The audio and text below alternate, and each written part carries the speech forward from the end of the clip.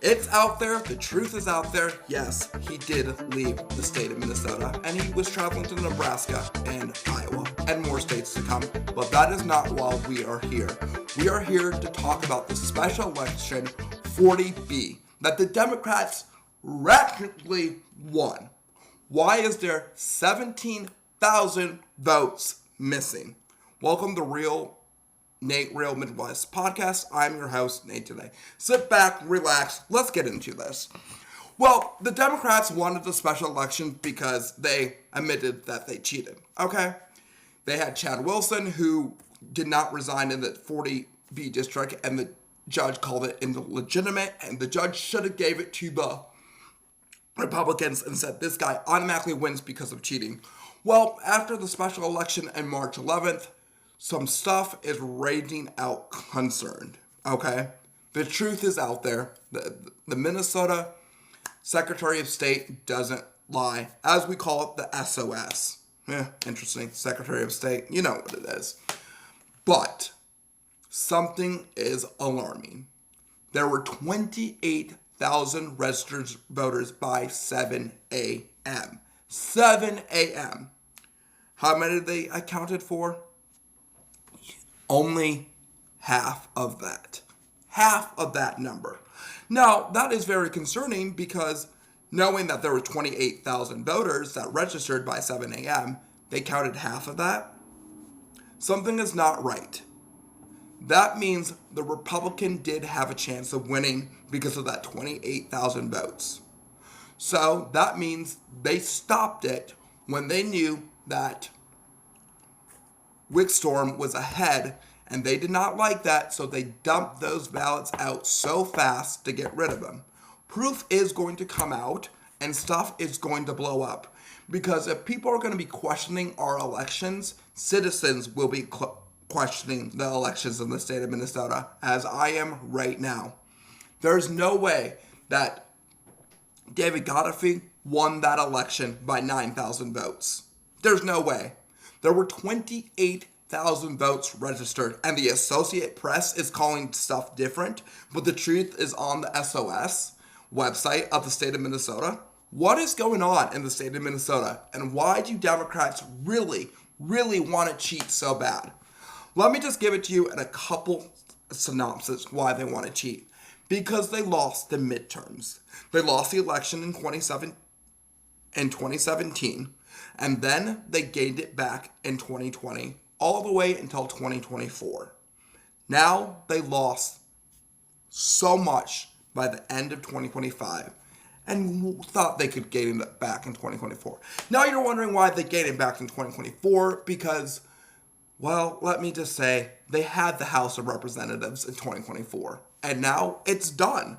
They lost. The idea of their losing point was for them to figure out a way to cheat and for them to not get caught. Well, let me tell you, they got caught. They got caught big time. And do you think there was consequences for their actions of cheating? No, there wasn't. Except the person was disqualified and they were rewarded a special election. Rewarded a special election.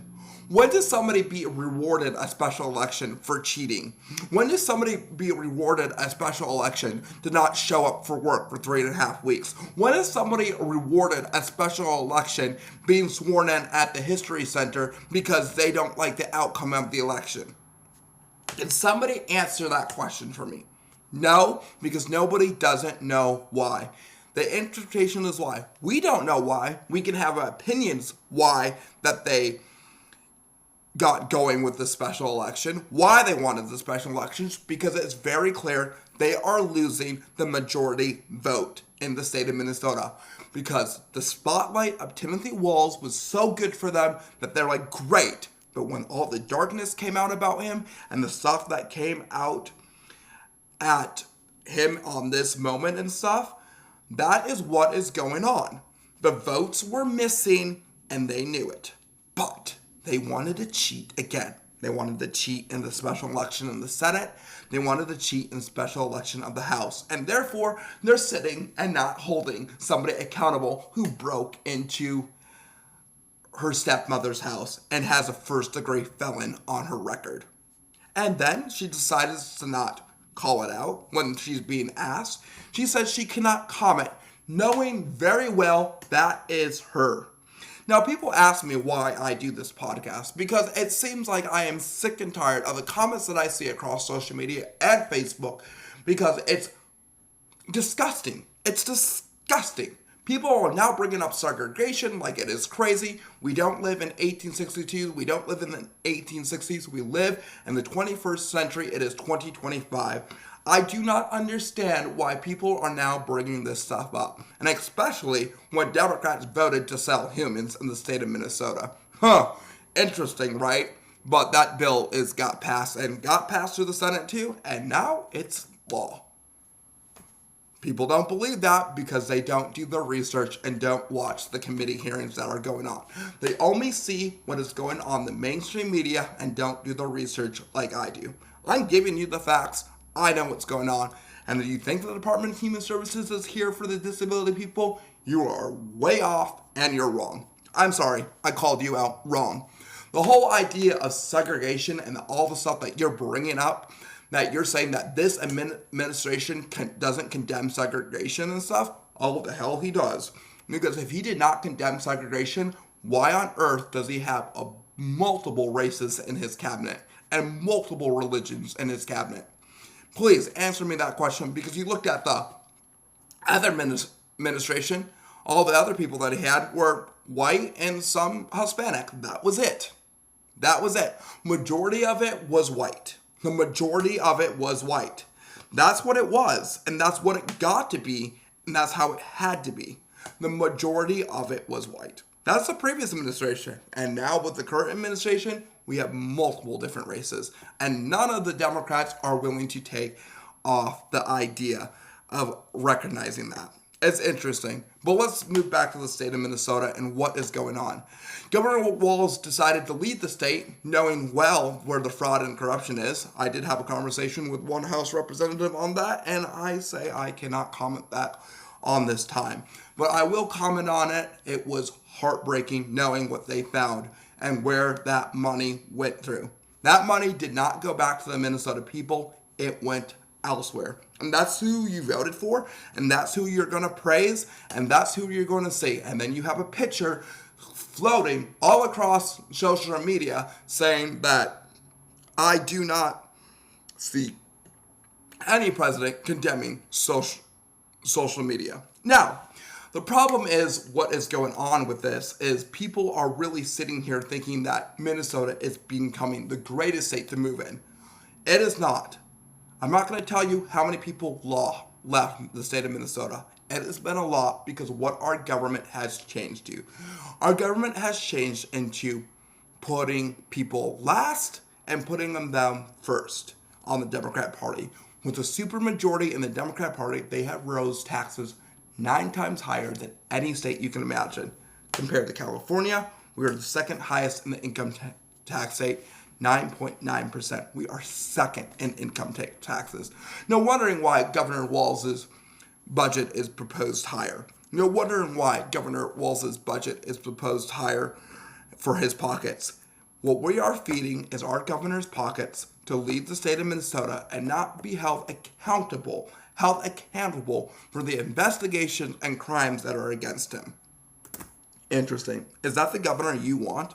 Now, I'm going to ask you people out of state and across the thing, and I'm going to start with Florida. Would you hold your governor accountable if Ron DeSantis left the state and went on a tour while you guys were in the midst of a crisis? Yes, you would, because it would be all over the damn news. It would be all over the damn news if it was a Republican leaving its state to go on a tour.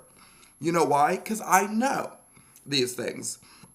It would be Republican, would be over the damn news if somebody called out a name to a Democrat. It would be a Republican all over the damn news if something happened to a Republican. But when it happens to a Democrat, it's over to the news once, but people don't talk about it. People will not talk about what is happening in the Minnesota House of Representatives. People will not talk about what is happening in the Minnesota Senate. How the Democrats have the majority, but they're not working for the people because they can't answer to the questions of what's happening to the fraud in the state of Minnesota when it's funding Governor Walz. All right? When it's funding the pockets of them and the Democratic Party and making it happy, they are not going to be held accountable. So who's going to hold them accountable? It's definitely going to be me. So start shaping up and holding these people accountable because disability rights are at strike. Why on earth are we now on disability rights that are at strike now in the state of Minnesota? What on earth made it okay to cut disability services in the state of Minnesota across the nation? What is going on? That is the questions that we need answered. Not all this hiffly-diffly stuff and having a governor that is just, oh, I'm going to pack up, take my family with me, and I'm going on tour. I think the Democrats have the perfect idea. Okay, excuse me, Mr. Governor. The Democrats do not have the majority in the House. Literally, we're going to give it to the Republicans because they have the majority on all along. Your 66 House Democrats decided to not show up for 3.5 weeks, and taxpayer monies were still paying for their salary. Oh, but wait a second. They decided to show up February 6th because Donald J. Trump put an executive order for every person to work in the federal government and state government saying, if you do not show up, you are fired. Fired. You're recalled. You're fired. All special elections for 66 Minnesota Democrats. Was that enough to wake him up? Was that enough to wake him up? Was that enough to wake up the Minnesota Democrats? Oh, we better get our butts back to work. Why on earth did you not think about that before? And guess what? The Minnesota U.S. Supreme Court did something that they are not allowed to do. When there is a petition by the people of Minnesota of a recall of calling out 66 Democrats for not showing up their job, you let it go. You don't dismantle that. There is consequences for their actions. 3 weeks is a long time. Let me give you an example. If you didn't show up for work for 3.5 weeks and be like, oh, I just cannot show up to work, I'm going to sit down and play video games and stuff, you're fired. You're fired. When is it right for a Minnesota House representative to not get fired for their job for not showing up? When is that right? We're asking very good questions here. When is that right? So other people that are not in the House of Representatives and who are working that don't show up to work just get fired? People, and we're still talking about tax money going to them and paying for their tax money representing the state of Minnesota? It makes a lot of sense. It makes a lot of sense. It makes a lot of sense, and I hate using the word, they are privileged. Democrats are privileged as they think that, oh, I don't get to show up to work for 3.5 weeks, and I get to sit here and play my video games and see the Republicans working. They get paid for 3.5 weeks. Oh, and the third week I decide to show up February 6th. I get to show up February 6th because, oh, the president said if I don't show up, I'm going to get fired. That's privilege to me. That's just like, oh, I am so privileged. I don't matter. I don't get to go to work for 3.5 weeks because I don't like the outcome of the election. Get your damn butts to your damn seats and start working for the state of Minnesota. Excuse my language, but it has to come out. Start getting your butts to the Minnesota. I don't care what happens. It did not happen when the Democrats lost the majority. It did not happen when the Republicans lost the majority. They decided that, oh, we're not going to show up for 3.5 weeks and go to work. But you're telling me that we're going to show up when we can because, oh, the taxpayers are paying our money? Absolutely not. Absolutely not. Taxpayer money doesn't just decide that you can show up to work whenever. You show up to work no matter who has the chamber of the House. That was wrong, disrespectful, and you were acting like children. And anybody who supported that, you're all children. Grow the hell up. Because it is time for you to pull out your bootstraps, be adults, and get to work. Next time it happens again and you lose the majority in 2026, like you're definitely going to lose the majority in 2026, I will tell you, there is going to be severe consequences. Severe consequences. This is no, like, oh, I'm not going to show up to work. No, I'm not going to do anything. No, I'm not going to do. No. This will be severe consequences. Because you cannot just think that not showing up to work is okay. And you cannot think that you deserve a special election for cheating. Didn't your mother tell you cheaters don't get rewarded? I mean, I think your mother was bad enough to not put a spoon to your butt, but I mean, come on. Cheaters do not get rewarded for special elections. You accept the consequences. You cheated. You know what it is. And that's where it goes. And what is going on there and stuff. And let me just make something clear if you guys are new to this podcast. I will have a lot of talking points coming out soon about a whole bunch of stuff. Like my next talking point, all the stuff that I know about the Department of Human Services. Oh boy, that's going to be a very long podcast. But I would just give you a hint about the Department of Human Services. I'm going to give you a very hint about the Department of Services. I'm just going to talk about that just a little bit. You really think the Department of Human Services in the state of Minnesota is here for disability people? Just go look at what they stand for and what they really have voted in, okay? I'm just saying, if you're not doing the research on that, you're going to be blown away of the podcast that I am going to tell you who the Department of Human Services stand for and why are they called the Minnesota Deep State. Because the Department of Human Services was never supposed to happen. You know why? Because the Department of Human Services... Oh, a lot of people are asking me when I'll host it. Oh. All right, let me tell you when I'm going to host this Department of Human Services thing. A lot of people are going to ask me, probably on the comments on the podcast. All right, let me make something clear about this. I will be hosting this thing probably in the next couple of weeks that I will explain what the Department of Human Services has turned out to be. Okay?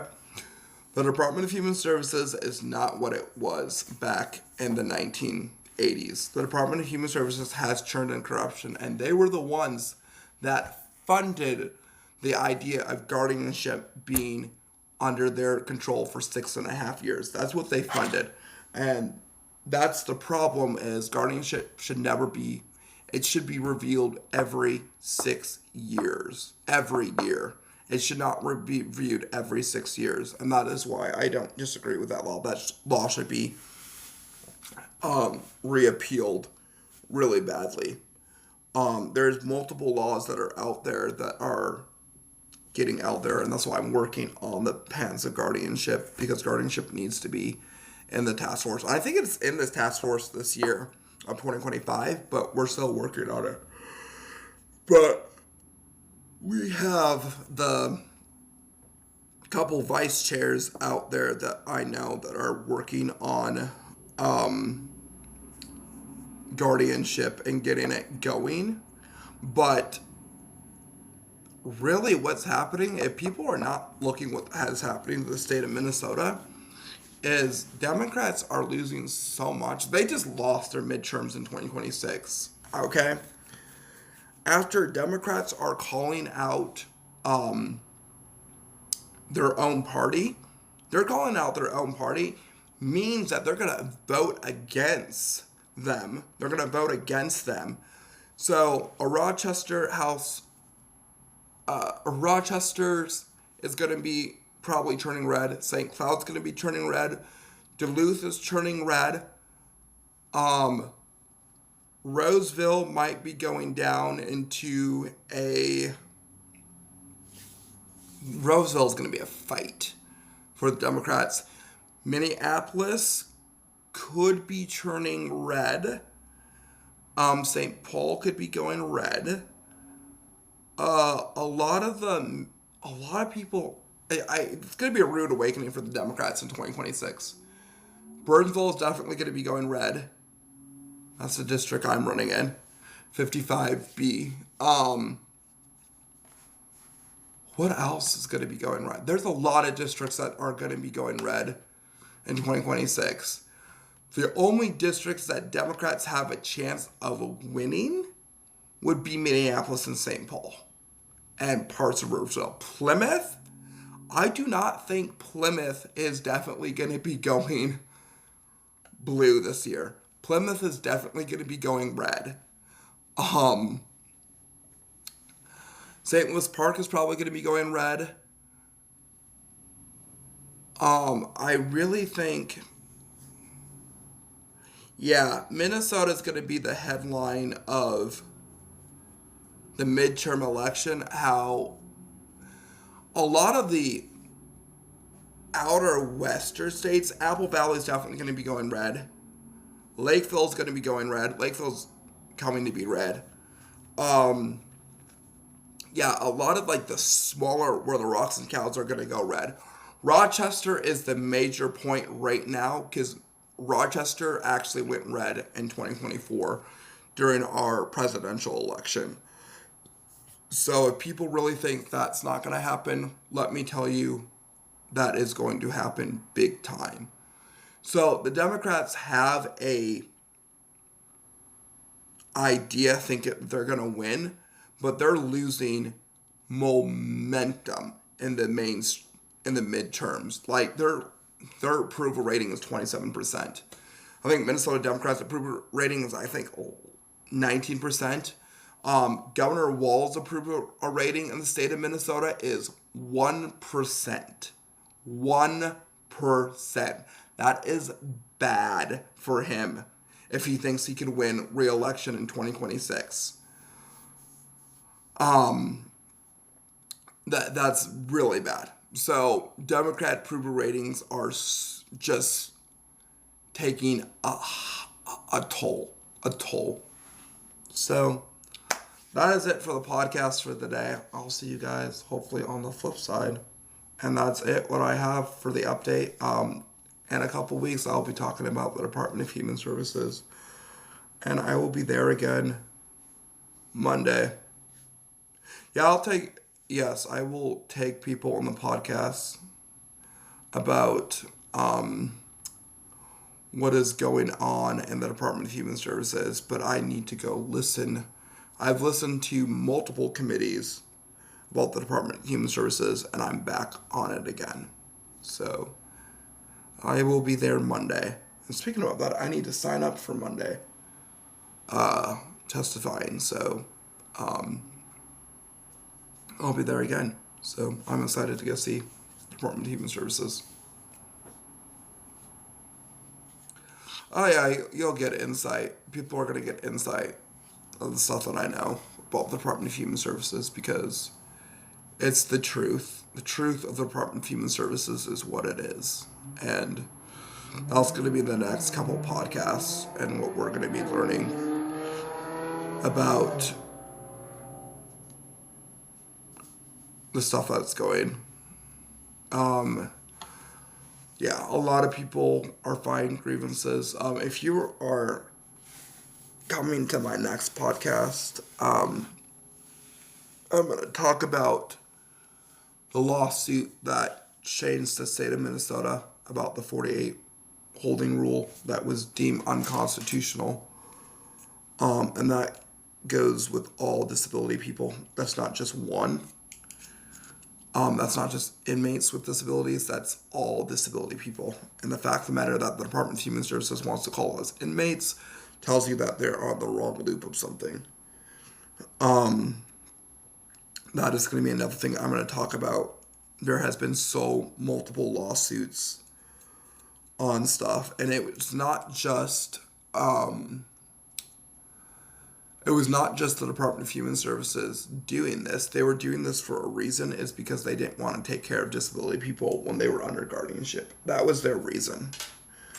And if people really think they're going to get get away with that, they lost another thing. They lost that, and the Department of Human Services are freaking out because more people can come out against and really, let's just say, really sue them out to the roof. So, that's going to be another thing I'm going to talk about in the next coming podcasts. But make sure you guys are following Nate Real Midwest. It is on Spotify, and we are going to get there.